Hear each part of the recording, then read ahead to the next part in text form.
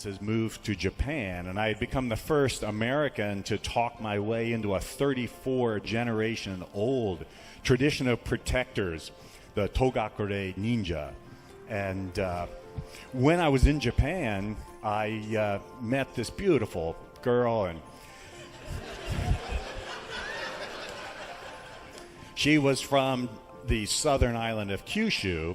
I remember that because in the James Bond novel, this beautiful Japanese girl came from a sea coast harvesting village in Kyushu Island, where it's kind of old-fashioned. And this girl I met was from Tenmei village on Kyushu Island, where they harvested the sea. And she had been in America as an exchange student for a year, so we could begin to speak. And eventually, I convinced her to marry me. And then we came back, and a few years later, after some trips through Tibet and India, I ended up in the late 1980s and through the 1990s escorting His Holiness the Dalai Lama as his security advisor, personal security escort, sometimes right here in Bloomington. All right, welcome to the Action Martial Arts Power Hour. This is a show that we talk about anything and everything martial arts related, not martial arts related. A lot of times, as we say, we don't know what we're doing, but it actually turns out pretty well. And this is Alan Goldberg's brainchild. I want to bring him on so he can tell you more about it. Alan, the floor is yours.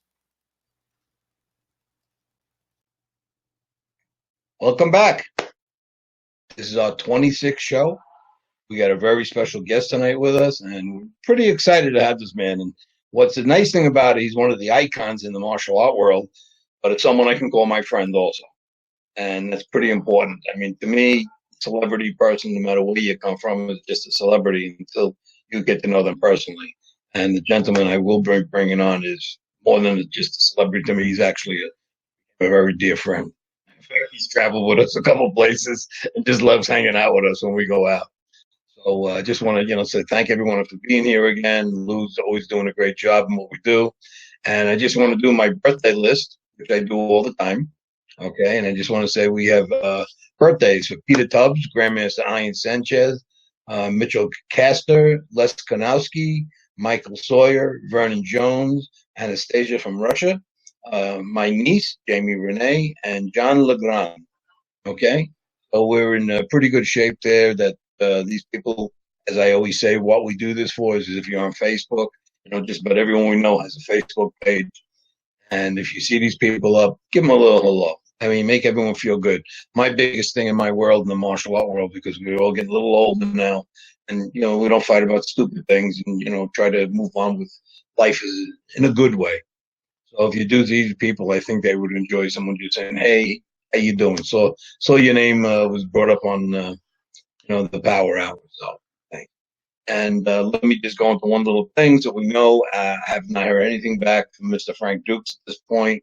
I know Don had put something up last week and hasn't said anything, but Don has got over 400 comments in one day. It was amazing. And the video that was up is almost up to 180,000 people have watched that video within a month. So that's pretty amazing. I mean, it's, I wouldn't say a record, but it's pretty good in the martial art world to get that many people watching something. So again, Frank Dukes, we're here waiting for you. If you ever decide you want to come on, we're not going to ambush you. We're going to just talk the truth, and that'll be it. Okay, so let me not wait too much longer. I have, again, my very dear friend and become an icon in the word ninja.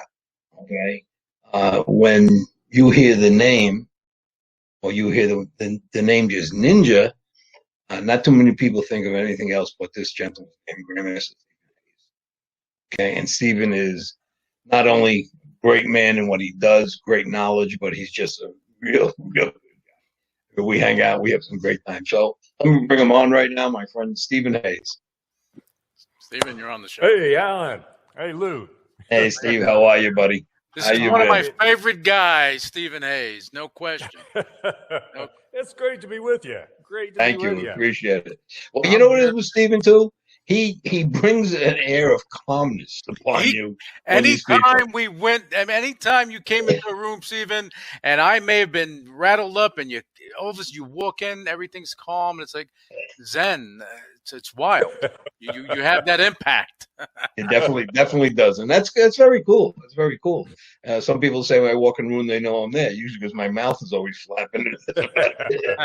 But I just, I enjoy the company I have. And I tell you, Stephen, last year, I have a certain way I dress, a certain way I do things. And last year, Stephen, well, before the pandemic, but we were in Ohio, and all of a sudden Stephen walks in, he goes, "Hey, Alan, how you doing?" He comes in with a hat and a pair of boots, the whole thing, and we go, "All right, now we're twins, man. We got the great beards, we got no hair. Away we go." It was a lot of fun. So shirts matched too. Yeah, very close. And we didn't plan that. That was the mistake. No. But Stephen's been around for a long time. We're not going to tell his age. People don't do that in this industry, right? But Stephen's been around a long time and has a story that it's out of a James Bond novel. He's done things that most people. Well, let's put it that way. We do know a couple people that might even use Stephen as a background of their life, but he has really done it. And so just Steve, I got a few questions I want to speak to you. I listened to some of your podcasts and stuff like that, so I know most of your story. But you want to know something with guys like you and me, when you have a full life, stories don't end. I'll give you a better one too. Tonight, I listened to a little podcast that my buddy Chuck Zito just did. It was recent. It was only about 2 months ago. And I sat and listened to it, and I went, wow. And I'm close with Chuck. I know it's 20 years already. And I didn't know 1/10 of the amount of stories he was telling. So it's always good when you get someone on like this and talks and you hear things like this. So I just want to ask you, Stephen, I know it's boring for you. You must have told the story 100 times. How the hell did you start to be a ninja? Where did it come from? It is a really funny story. When I was like 15 years old, I was going to high school, and a friend of mine, now this was like way before the internet or anything like, we read books. That was it. Actual pages. And he gives me this book. He says, "Hey, this is pretty cool. Read this novel." So I look at it. It's James Bond. You Only Live Twice. Oh, okay, I'll read it. And so out of my friendship with this guy, I start to read this book. Oh, man, I'm just captivated. Here's this James Bond. He protects the monarch. And in this story, he goes to Japan, and he's trained by the Togakure and the Iga Ninja, so he can infiltrate this bad guy's place. And as part of his cover, they give him a Japanese girl, and she's from the coast of Kyushu Island. I still remember that, a little ski village on Kyushu Island, and she's gorgeous. And oh God, stake through the heart. Yeah, this novel. This novel captivated me. And, but then I forgot about it and finished high school and went to college. And eventually I started to study Tang Sudo. And, oh, man, I loved it. I just ate it up. These were some Vietnam War guys who'd come back. Vietnam was still going on, and military people. And they taught it. I loved it. But in the background was always this idea of the ninja. And so I finally started a little karate school. I was woefully, unqualified, but this is my whole life. This is my whole identity. And I eventually made up my mind. I'm going to go to Japan and try to find this ninja. So meanwhile, I'd read an article in Black Belt magazine about this guy in Japan. And anyway, the years went by. I one day realized, I went to Japan. I was trained by the Togakure and the Iga Ninja. I spent the 1990s traveling with the monarch, the Dalai Lama of Tibet, head of Tibet, as his security escort when he was in North America. So I was protecting the monarch, and I found a girl from a sea village on Kyushu Island, married her. I'm living this novel I'd read. So some of my friends tease me. They say, "Oh, you should have read Think and Grow Rich." But yes, that's really it. And it was amazing, or it was amazing to me when I finally got to Japan. I'd taken a little bit of Japanese in college, but I could speak a little bit, and but I got to Japan. How am I going to find this guy? I can't read. They got thousands of kanji. I can't read kanji. I could be standing in front of the guy's place with a big sign. I wouldn't even know it. And miracles happened. I mean, miracles happened that just took me right to this guy's place. And this was back in 1975. And, they came to this inn. Just so happened the inn that somebody had taken me to was run by this little old lady who was a childhood friend of this teacher's mom. I mean, so yeah, I can give him a call.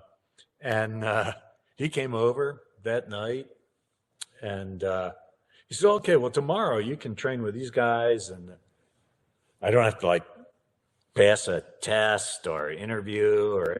"Oh, no, you can train with these guys." And yeah, so years later, after I was married and living back in the U.S., we had one of my seniors over. He was a military guy by occupation, but was practicing ninja. And my wife said, "Oh yeah, Stephen was really honored that you guys would accept him just like that and open the dojo up and let him train." And he goes, "Oh, is that what he thought happened?" And I go, "Wait, what? What?" He goes, "Oh no, you were a big American, and the Japanese of my generation are kind of small, and so we thought we'd practice on you." Ninjas. The art of concealment and surprise oneself. On the experiment, yeah. We practice on you, try this stuff out. After about a week, you'd think we were insane, and you'd leave, and we could go back to training, but you just never left. All these years, I've been telling everybody how honored I was. A lot of your stories are a lot of like mine, except on the Chinese end of the situation. Yes. Yeah, I've enjoyed sharing stories. I was like in the underground Chinese type of situation. It was kind of the same because you were definitely, that was an underground, because nobody was supposed to know about it. You were lucky enough to find where you wanted to go. Oh, yeah. In fact, there was no sign. He was like a physical therapist, and so there was his therapy sign. Yeah, his therapy clinic sign, and he'd have to go through all these stretchy tables and cable-y things where they'd pull you up and do all this therapy. And in the back of his house was the dojo. Nobody knew about this. Nobody. In fact, even that lady that was the childhood friend of his mom, she had no idea. She had no idea he was a ninja. And then I wrote a couple of books and blew the lid off of that thing. 21 books, right? Am I not mistaken? Yeah, 21 books. yeah. That's a lot of books. I got a hard time writing a letter to somebody. That's an accomplishment in itself, definitely. Yeah. Oh, people ask me, they say, "Well, you're going to write a 23rd or 24th book?" And I say, "I don't know. I've said about everything that I got to say right now. Maybe I'll do videos or something like that." Yeah, that's wild. But in a little segue, we talk about books. I had just came out with something. I throw this my little commercial, I have to say. Me and Don Werner came out with a new magazine, The Tao of Wing Chun. Wow. Wow. And we really, it's getting great reviews. I got my Sifu on the cover, Jason Lau on the cover. And now he's still active, right? Yeah, Steve. One day you got to go down to Georgia with us. Oh, He has a school. In the front of the school is a 40-car parking lot. Okay, and then there's another whole block behind it. But when he bought the land, it was all forest. Now they built all around it, and he literally has one, two, like 3 buildings. It's got to be about 20,000 square feet training. And then he has 2 areas outside at another 40,000 in each place. Tremendous, the school. I mean, literally be the size of 2 supermarkets. That's how much room is at this location. And he doesn't let a lot of students in. You have maybe 50, 60 students, and that's it. Because he doesn't do it for the money. Knock wood. The quick story I tell you, when I lived with him in school for 6 years. When I lived there with him, we used to fight over a slice of pizza. We used to cut it in half. Now he's a multi-millionaire. God bless him. So, he's got a lot of money. But anyway, let's get back to Steve. Now, Steve, in your time and when you came back to America, okay, you probably had a hard time in the sense that nobody knew what ninjutsu really was. You had to open the eyes to these people what that was. People might have heard of it or saw something of it, but it was so mystical, most people didn't even believe it was around.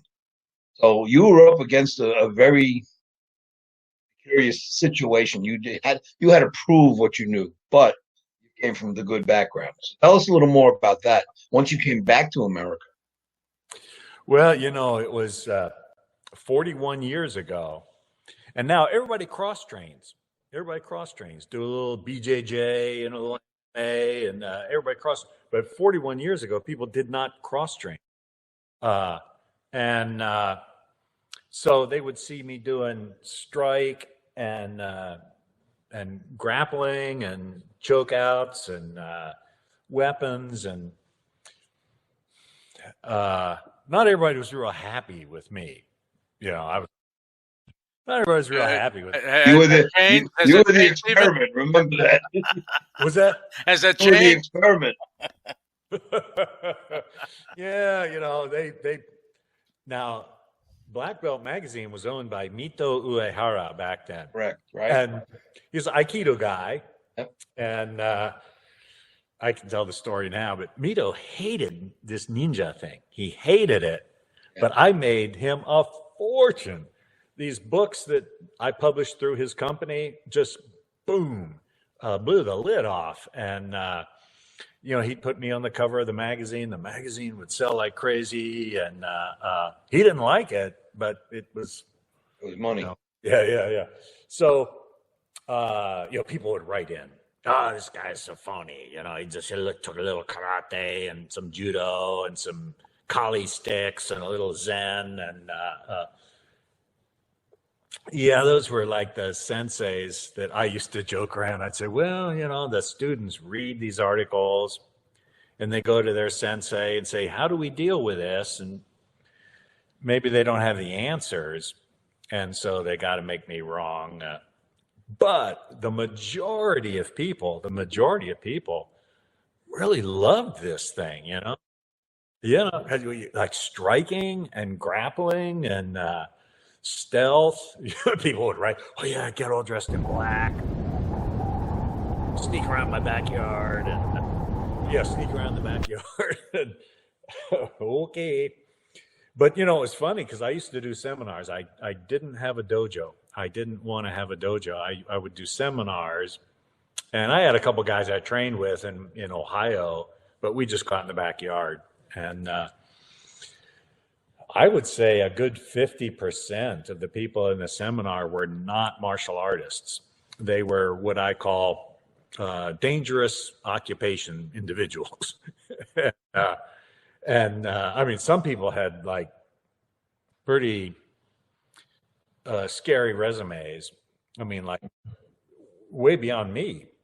I'm just a martial art teacher guy. I was never in the military or never was a spook or anything like that. But some of these people were, and they'd come we had an assassin for the state of Germany, and he came over, and but I used to tell my friends, I'd say, well, these guys keep coming back. So that's validation. If I was teaching crap, they'd come and say, oh, this guy's full of stuff. Right. No, they kept coming back and asking questions. And, I'd done some Tang Sudo and a little tiny bit of Aikido. And I didn't realize, I think at the time, how very different the movement of what I was teaching was from conventional martial arts. And the Okinawan, where we would ground in. I'm not criticizing Okinawan karate. The hard and the soft. That was the difference at the time.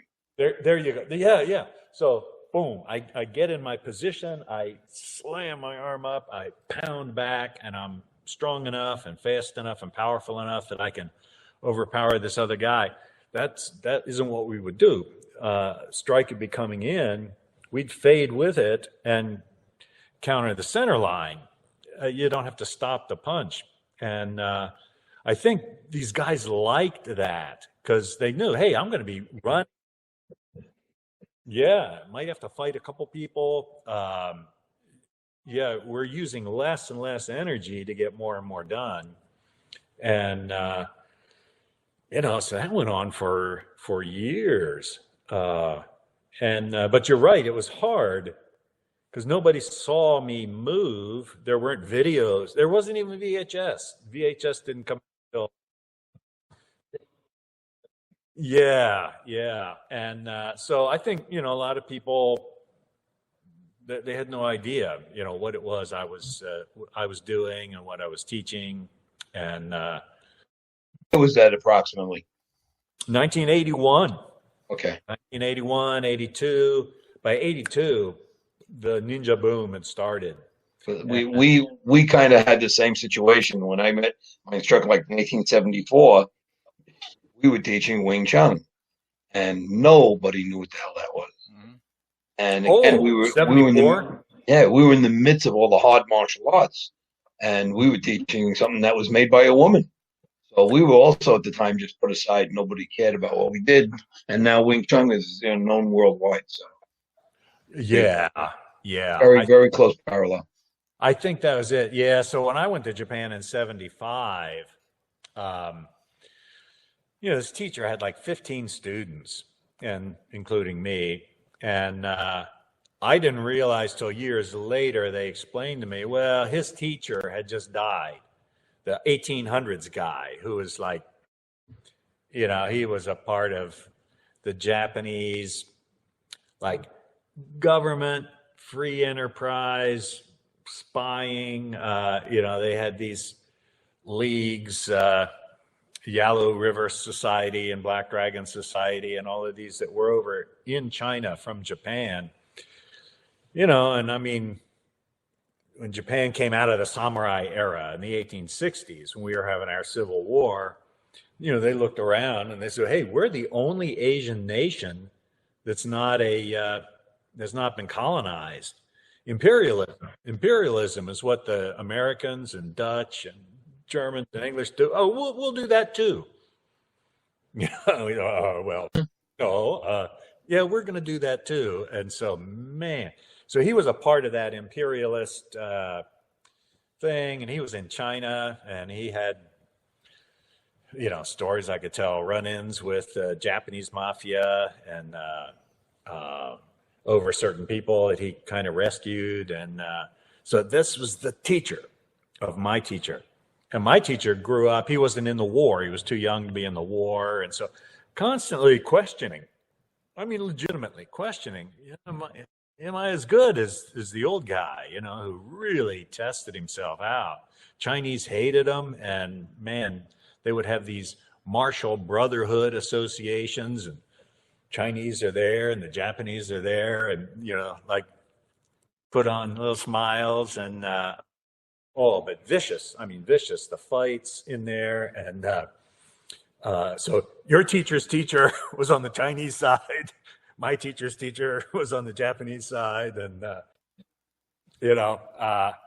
so, but there were only 15 people, but his teacher had just died, and he didn't really, I guess, trust himself. So he had people, and he was going over the stuff that his teacher had taught him, and that's when I showed up on the scene. Just really lucky, I guess. Yeah. The experiment. There you are again. Yeah. Yeah. Now I know you did all the books, which is wonderful. I mean, it's a great legacy. I sometimes lose my conscience. He yells at me because I don't document myself. I just don't do it. It's not. You know what I say? I rather document people, like I do my magazine and things I do, and I don't document myself. And Lou's always yelling at me. And I don't do that. Well, you ever notice, Stephen, when he's at the event or whatever, he's not taking pictures. He's running around and no one's paying any attention. Everybody wants his attention, but they're not giving him the attention that he needs. So I noticed this like a decade ago. I said, you know what? I got to take pictures. And that's great. That's what I do. That's great. Because if I don't do that, he's not going to do it. Yeah, no, I think that's part of it. I don't think I own the camera now in the phone. Yeah, well, you gave it away. You gave it away, Alan. I did. I actually did. Yeah, but you don't even sit at the head table. You sit like way in the back. And, I mean, I think people notice that. I think people notice that. Well, I think it's important. I think it's important for the fact that from the back or whatever I am sitting, I'm able to see everything. Yeah. He's sitting on stage, the lights in your face. It's not the same thing. But also, you don't make it about you. You don't make it about you. No, you don't make it about you. So many people do. They make it about them. It's their spotlight, So I think that's right, Lou. Yeah. I think that's it. And Alan, you don't make it about you. You showcase everybody else, and people notice this.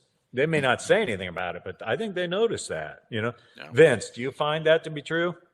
Vince is not on. Vince is not on with us right now. He's a innocent bystander. Oh, okay. But I know you've done some other things over the years. I know you try to get into the movie industry a little bit, and I know you did a couple of things with Richard Chamberlain. You did the Shogun with. Tell us a little bit about that, because that's interesting too. From being the American ninja to be on the screen too. That's pretty impressive. When I was in Japan, I was in my 20s. Mm-hmm. So I had like thick dark hair, and I used to think of myself as good looking, and I'd studied acting in school. So but in America, the likelihood of becoming a movie star, just infinitesimal, tiny little number of people from all the ones who went. So in Japan, though, I was different looking. So I had an agent, and I was I was in TV shows and Japanese movies, and so I heard, like in 1978, I heard they were going to be filming Shogun. So I called my agent and I said, hey, Shogun is going to be done by Toho Studio in conjunction with Paramount. Can you get me a job? And he said, he said, no, funny. He said, I didn't even talk to him because anything that's available with them is like below your pay scale. And I said, well, take the phone up. Close to my heart, even though they don't pay me as much, I'll do it. I'd like to do this because this would be one that might show in America. He said, oh, okay. So I went to rehearse or audition and read some lines, and so they cast me as one of Richard Chamberlain's ship people in the very beginning of the movie.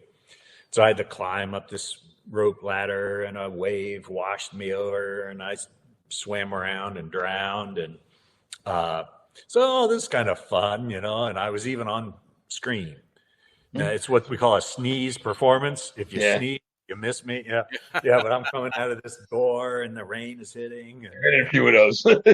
Yeah, I got long black hair and a dark beard, and but talking with the people, they said, well, we need a stunt double for John Rhys Davies, who's playing the Portuguese navigator. Now, John is like this. He's a massive, big guy. Yeah. He's a big guy, a really big guy. And he has this very deep, that plays a midget.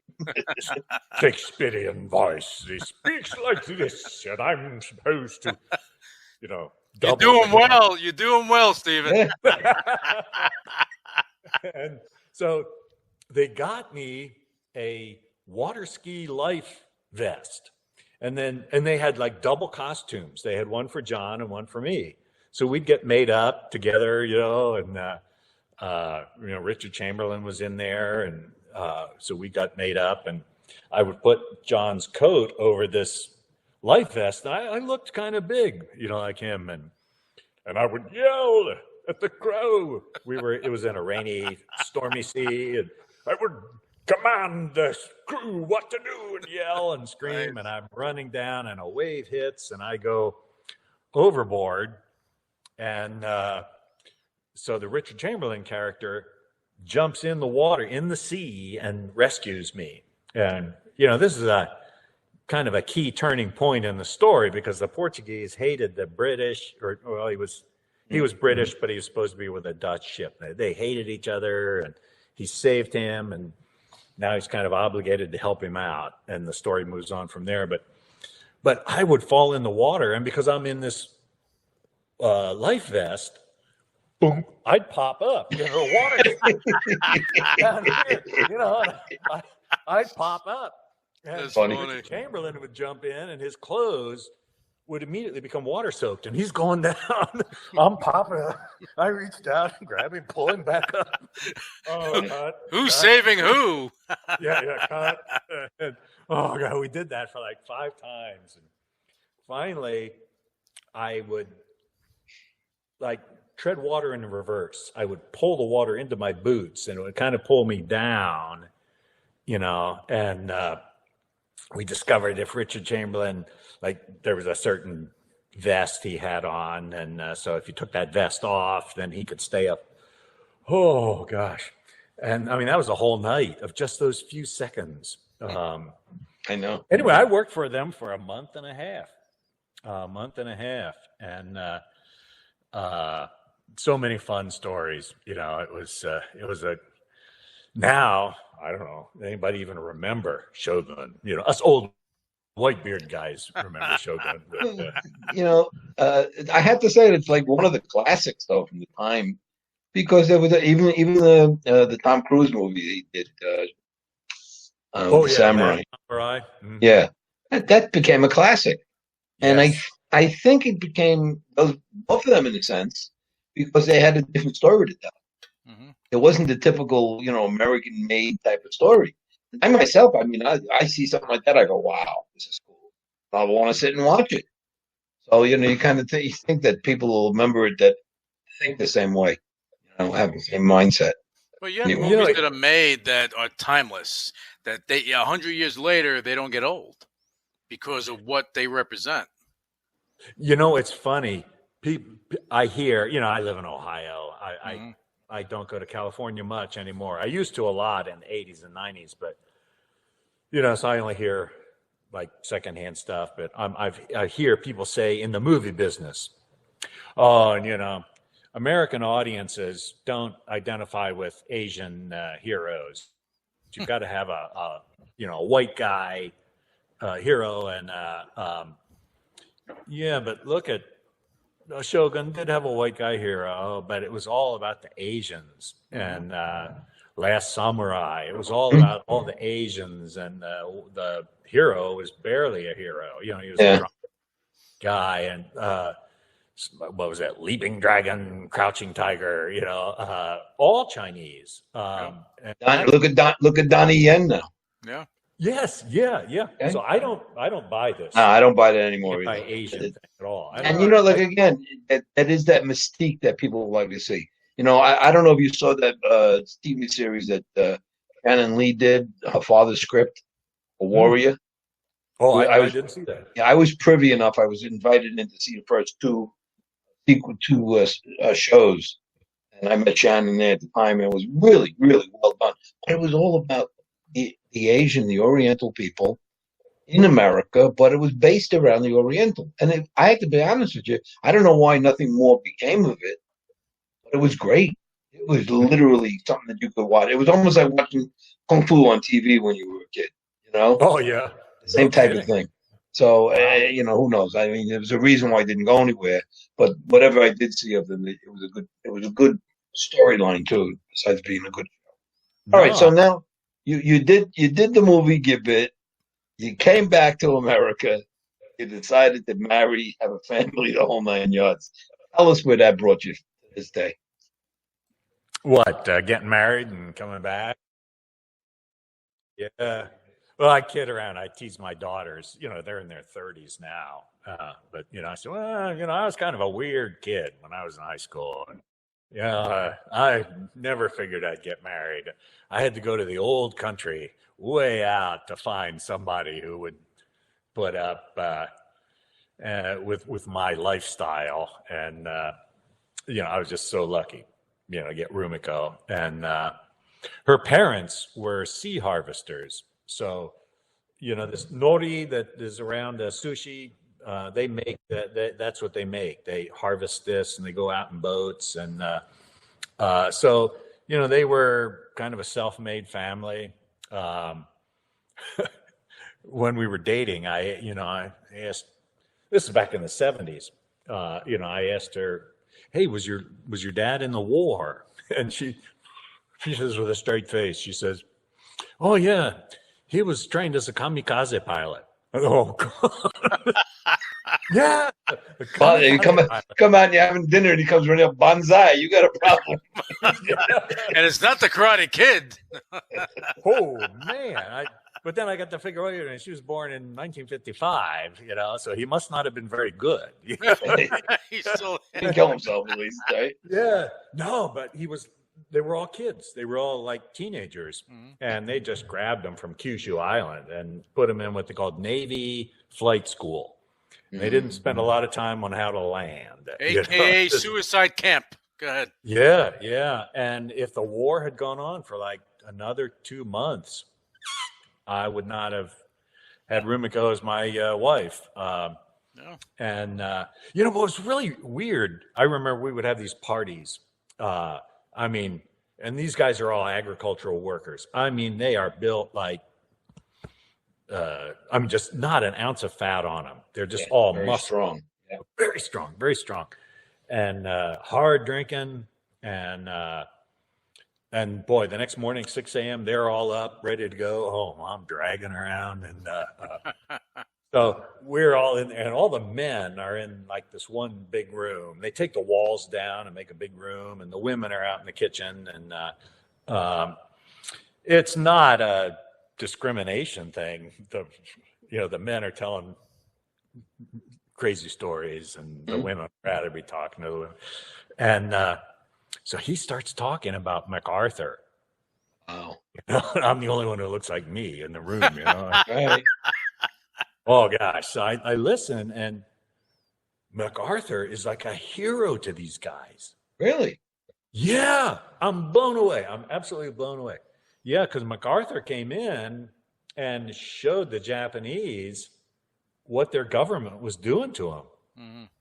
Mm-hmm. He was ready to die for the country, and he realized, no, the country did not have our best interest in mind. MacArthur showed him that. MacArthur gave him democracy. MacArthur made the land owning, like there were 7 families, like 7 families owned all the land in Japan. And he made these people sell to the people who worked the land, education. MacArthur was like a hero to these people. Wow, I never knew that. No, I didn't either. And he really opened their eyes. And we in Dayton, Ohio, where I live, there's the Air Force Museum where they have all these airplanes from the Wright brothers to the space thing. And so when he was visiting, we took him out to this. He's looking at these World War II airplanes, and he says, Oh, no wonder we lost. God, Yeah, the Japanese really? government had been lying to these people. Oh no, we're winning. We got these people. He Well, looked. the Japanese Navy was, hell of a Navy. Though. Oh yeah, We won by accident on the Navy point. I saw Tora it was, and when I watched the show, we by mistake we won because we went left for an hour and they went right for an hour and they missed each other. yeah. Otherwise, who the hell knows where the war would have turned out? We might have all been speaking Japanese for all we know. Who knows? Well, you do speak some Everybody be a Japanese. ninja. I don't know. Yeah. But, that's great stories. Like a story like that you don't hear often. Yeah. And even though it's not a martial arts story, it's a background from where your martial arts came, and that's very rich. That's very rich. And I think that's important for sure, Alan, Yeah, because the culture and how things evolve and develop, it's not just about the fighting, it's about the everything, the whole story. And you have that, and that's great. I love it. Yeah. Now, Steve, we're both Lou's a little younger than both of us. A little bit. A little bit. But me and Steve we're up there. Steve's a little older than me, but we're both up there. Where do you see? I mean, I'm looking at you now. You're sitting in your dojo. That's impressive. Yeah, this is my house dojo. Right. I also have a city dojo in the city, but right. But it's impressive enough that you have something at your age you're not giving up. Oh. And I don't think you could ever give it up. Yeah. I just reopened my school yesterday. Did you? In a year. Yeah, in a year. I had the school closed down. Opened up yesterday, and walking in, it was just such a good feeling to be back. Well, it's home. Yeah, and I just went, wow. So when I look at guys like us at our age, have still where our origins, if you want to say, started, that's so important. Not a lot of people have that anymore. They got to pay someone some rent. I mean, you stand in you can't even, you're in a shoebox for the money they want to charge. Yeah. But where do you see and feel your life is going at this point? I know you're doing something with Century. I know you're doing something with Century with the uniform that I saw. Isn't that funny? Yeah. 41 years later. Yeah, I'm with it. 41 years later. Yeah, an overnight success after 41 years. These little Halloween ninja suits, and kids still wear them, still kill. And everybody's a ninja now. Have you noticed that? Okay, ninja. No other martial arts that they make them become a ninja because it's easier. Sure, everybody's a ninja. And so, I designed this authentic ninja suit. And I got my first royalty check. I haven't even promoted it. I haven't really did it. And I get this royalty check from Century. It's selling. Wow. Buying these. Our audience, listen to me. Go to Century and look for Stephen Hayes ninja suit. Stephen Hayes ninja suit. You gotta look, man. Yeah, that's what you. Yeah, you gotta look. Stephen Hayes ninja suit. It's like $69, but I mean, it's beautifully done. Really? I'm really proud of it. So I mean, there are things like that. But one of the things I've noticed with the COVID lockdown is I can teach some things, physical things. I get a training partner and we can do that on Zoom. And, I used to do seminars. So a person's got to buy an airplane ticket. They got to get a hotel room for a couple nights. They got to pay for food. So it's $1,000 weekend, just to come here. And that's not even including the seminar fee. And now with Zoom, we can just go right there. And, we don't mention use the word that we word. We use Vero. Oh, well, with Vero, we can go right. We can go right into there, right into their home.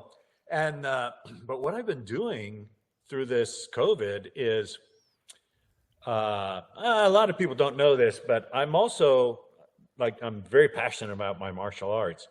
But ever since I was a little kid, I've also been interested in like spiritual topics and Asian spiritual things. And Mm-hmm. so I've had a kind of a parallel career. I don't talk about it a lot with some of these. That's how I got involved with the Dalai Lama. And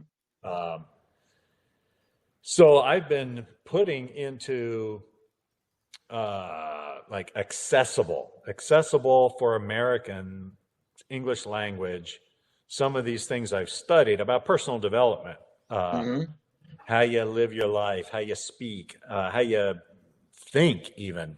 And so we have some exercises, and those things have taken off. Boom, big time. And so, the people form like Facebook discussion groups. And now these are all my martial arts students, but But that's so, where it begins, and that's where it grows, And this is are these books that you wrote, or? No. I have a couple of books that are spiritual, but this is just delivering exercises. And the people go through the exercises, they meditate. We can put them in rooms where they can have like one-on-one. Here's what I experience. And so we got 22 books, and I think that is a 23 and a 24 and a 25th coming up. I see it already. Make it happen, Stephen. Make it happen. I think so. I really think so. People need it. People need it because they forget. You can have all the physical things in order, but if you're not taking care of your inside, your outside can only go so far. It's funny. A lot of relationships, again, we say we're sort of like in different ends of the world, in the sense. When we were in our school, we had a thing called Kwang Gung, Kwang Ti, or Sunda.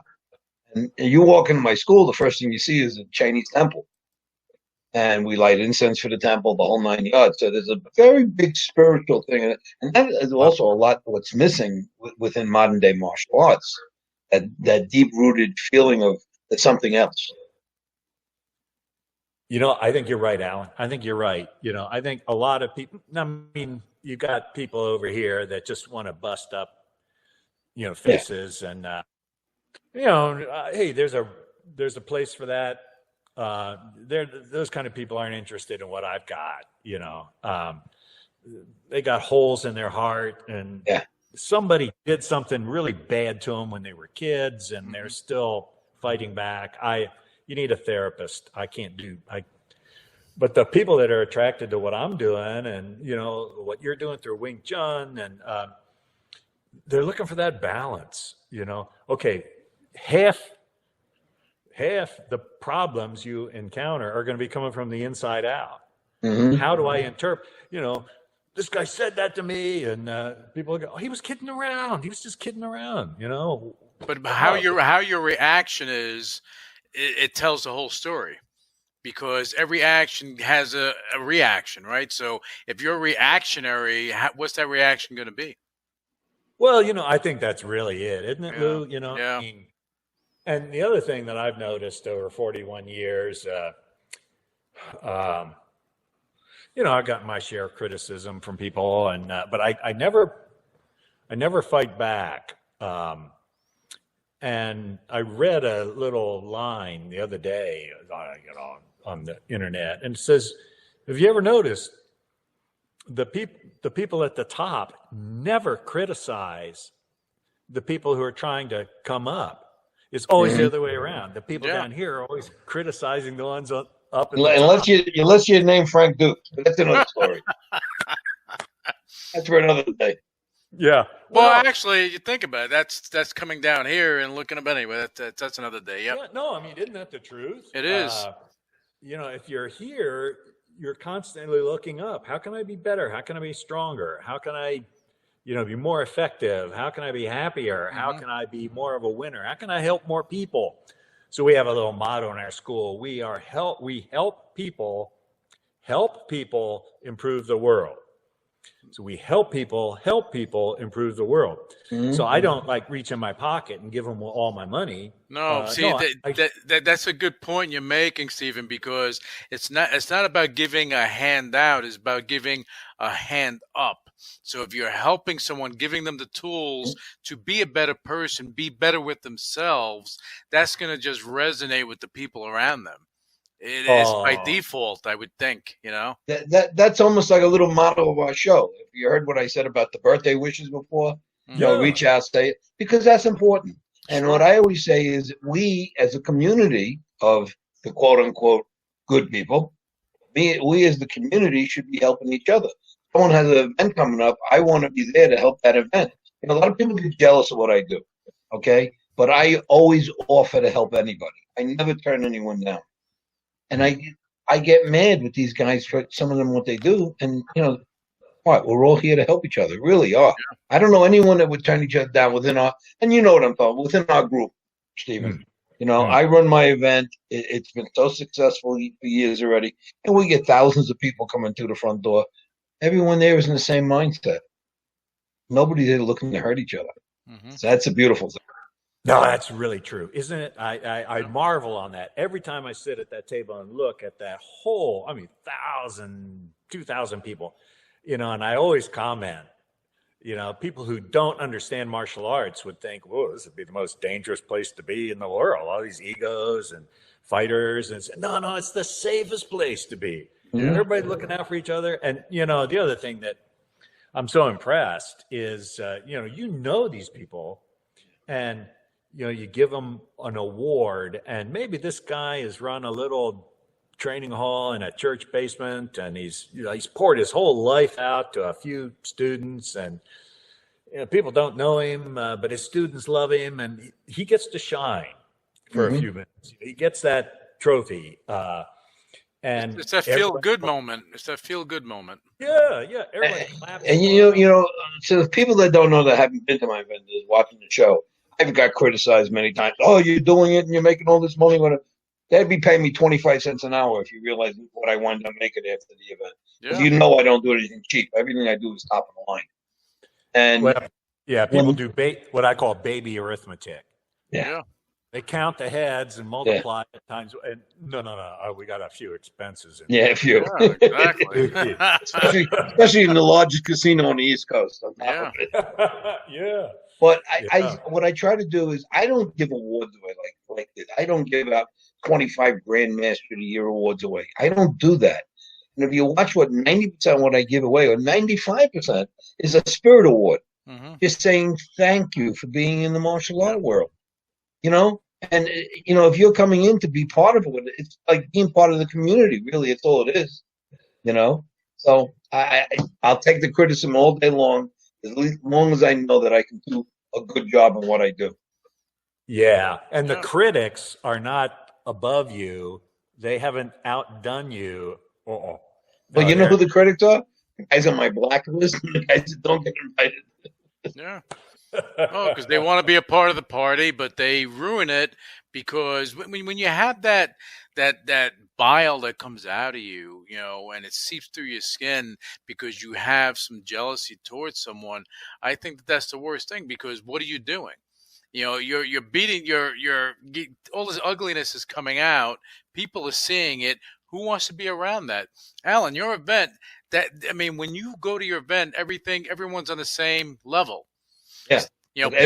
People can come up to Steven, the first American Ninja, they can come talk to him, and he's like the next guy. And they speak about this. They go home, they speak to their families, they sit down to dinner, and they talk about this stuff. And it's so important because you feel like you're a part of something, not a bystander. I've built such a good reputation with people because I try to treat everyone well. And I have people that I can't sometimes believe. I get embarrassed. They'll tell me things like, "Oh, Alan, we love you," this, that, and I'm okay, whatever. But so many things have come out of my event. This is the segue to this next part. There was a gentleman, and his name was Grandmaster Ronald Duncan, and you were at my event, and I'll never forget this. This is one of my favorite stories. You and I were talking. We were standing near my front, and you say to me, "Alan, is Ronald Duncan showing up?" I says, "I heard he was coming." I says, "Yeah." And I'm going, "Oh, okay. Is there going to be a problem now?" I'm saying to myself. You come over and you say, "I really like if you would introduce us." And I looked, I go, what? And in Jewish, we call it mensch, a man. What a mensch. Look at this guy. I says, And I walk into the hallway, and I look down the escalator, and I see Ronald Duncan coming up with his little entourage. And I got him, he grabbed me by the arm, God rest his soul, pulls me to the side, and he goes to me, Alan, I have to ask you a question. What's the matter? So he goes, it's Stephen Hayes here, I heard. And here we go now. I'm thinking he's going to say something that you're there. And he goes, really, really would appreciate if you brought me over so we can introduce ourselves. And that was so beautiful. I walk in the door, and he has a little entourage, and you're sitting there with one or two people that you were with over here, and I put you two together, and I went, I did my job. And you two talked, and you stood there for about a half hour just talking. And it was so beautiful, because that's a story that, that doesn't happen often. But this is what your event does, Alan. This is what it brings together good people to just want to connect. Of course, you got a couple of a-holes roaming around, but you can't please everyone. And I'll even tell Stephen the story that you may not know. I've had 3 celebrities over the years that I put out of my event that I would not let back in. I told them, please leave, because they did not want to play the right game with the people. They wanted to play their own game. And my event was supposed to be there for friendship. Yeah. They want to look at you come though. You met Sheldon Lennox at my event. Yeah. And it's great. That's what it's all about. You meet people and you build new friendships. Let's put it that way. But we try to always keep a positive image. We'll see. We're close to the end. We got another few minutes. What I like to give you is a few minutes to make your proclamation, your future, or where you want to go and what you want to do. You were just talking about your writings and stuff like that. Finish up with what you feel is important and what you want to do in the rest of your life in the martial art world. Yeah, I think I'm 72 now, and I've got a few more years in the game, and so I'm really concentrating. I've got a bunch of guys that are in their late 30s, 40s, and and I have some in their 50s and 60s, but the 30s and 40s, would kind of inherit what I'm doing. So if it deserves to live on, I mean, my martial art could just die with me, but if it deserves to live on, people are going to see the value. They're going to treat it as their own entity. And I got a couple of guys like that. And I'm really focusing on this very subtle movement. And it is not MMA. It's very different looking. So I think I'll enjoy, my house dojo. People come here to Ohio, and, we got our kids moved out. I mean, when we built the house, we had children, and Rumiko's sister, Mariko, lived with us to help raise the kids. And now it's just Rumi and me in this giant house. And so people come and, they can stay here, and we train. And so I'm enjoying that, looking forward to handing on everything that I have. And then also this spiritual value as well.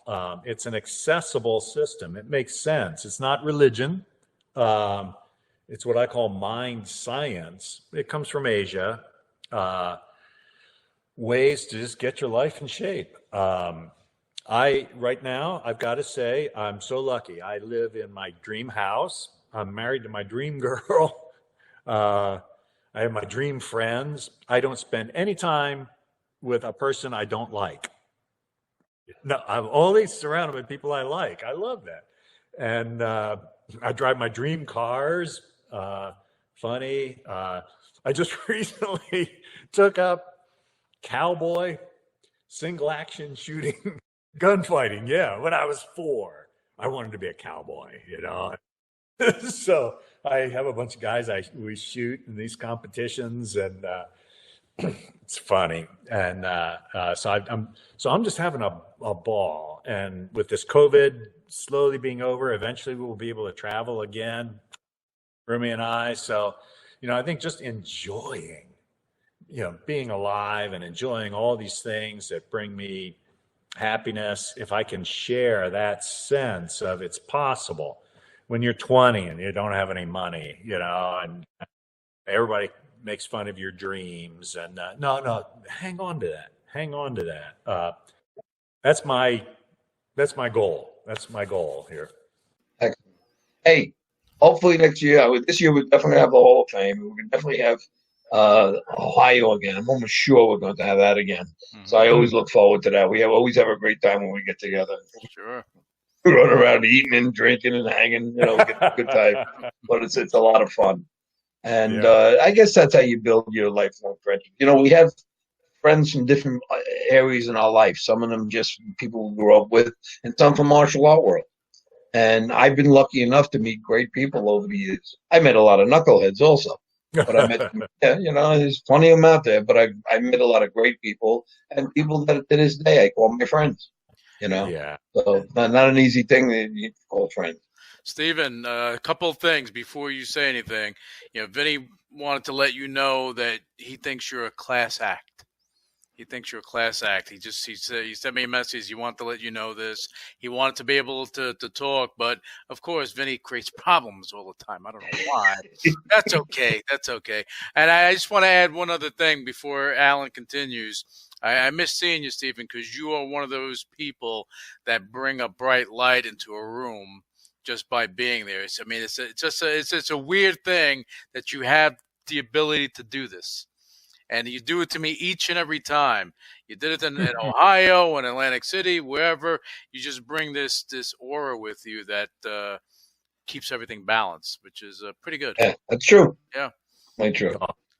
David, always an honor, and we'll catch up soon, buddy. All right. Hey, this was a ball. I had a blast. I got to tell some stories that maybe nobody's heard before, and it's fun.